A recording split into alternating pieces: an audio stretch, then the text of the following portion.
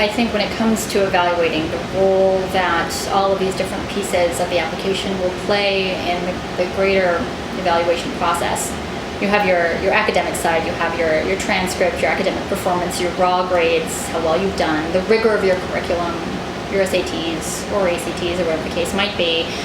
I think one might view that as somewhat academic in nature, at least quantitative. And then you have on the other side this lovely, more abstract series of things that have happened.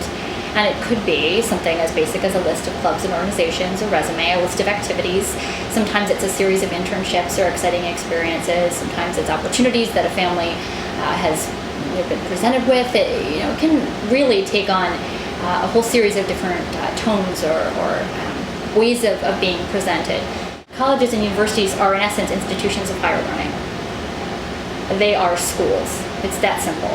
And I think a school at the end of the day will pride itself on really the classroom experience, and the value of the education it's providing.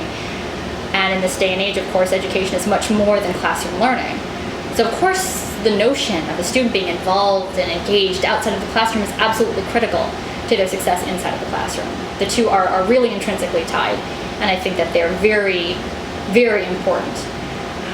For Johns Hopkins, what is the most critical element?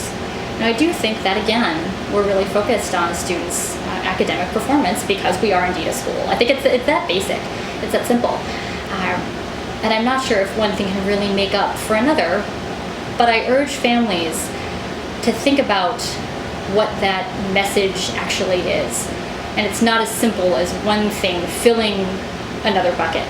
That's not quite how that works. It's not, again, a system of quantitative measurements. I think the whole file works together. And there are many instances where a student's personal story will be extraordinarily compelling, and that idea is something that we want to have part of our class. But we do want that student to, at the end of the day, succeed in the classroom. I mean, that's sort of the very basic bottom line kind of idea. And there are many ways in which a student can do that.